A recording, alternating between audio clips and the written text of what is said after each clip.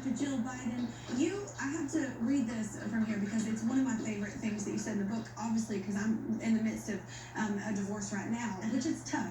And you wrote about having to release what you thought a family was after getting divorced. And I'm going through that now. So, I guess two questions. It's like, what is it about, especially young girls? Because I remember reading the fairy tale thing. We all think it's going to happen one way, and then reality sets in, and it's hard. Like working at a marriage is very hard.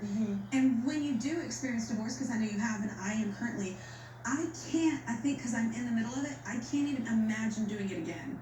I can't imagine being married again. And one of my favorite things in your book was it took 5 times for him to, and I don't mean that in a funny way. I read that not as in like you were making him kind of chase you. I read that as in like, look, she knew that it was a big decision, especially a blended family. I walked into that as well with my marriage, and it's a hard thing to do when you walk into that. And I don't know. I love that by the time you said yes, he knew you meant it.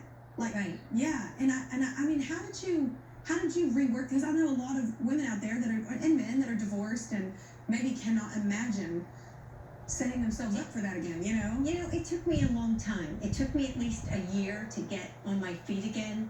I think it was, I didn't know anybody that had been divorced. I felt like it was a failure on my part. I kept thinking, I lost my self-esteem because I kept thinking, what's wrong with me? Why couldn't I make this work? And there's so much shame and guilt involved. Exactly. And then just unexpectedly, I met Joe, and I had met him once before, but it was kind of a blind date when he called me. And then, but I want to tell you, Kelly, I mean, this is what I would say to you if I were your mother.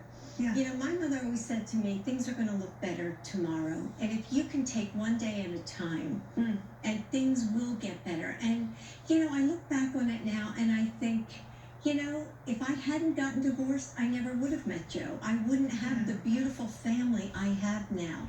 So I really think things happen for the best. And I think, Kelly, over time, I don't know how long it's been for you, but I think over time you heal.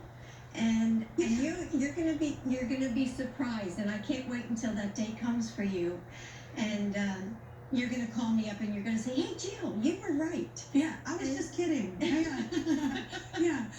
Well, it's just an amazing thing. I love reading that though, because it was like I think most women feel pressure to say yes. And then you feel like you don't love them if you say no. I don't know. I just found that an amazing thing that you took your time and were like, let's make sure, especially because kids were involved, and especially from the situation that they're involved. Oh, I love those boys so much, and I tell Joe that was the reason I married him, because I fell in love with the boys. Yeah, that's so awesome. But I want to talk about this too, because I know that you said cancer research is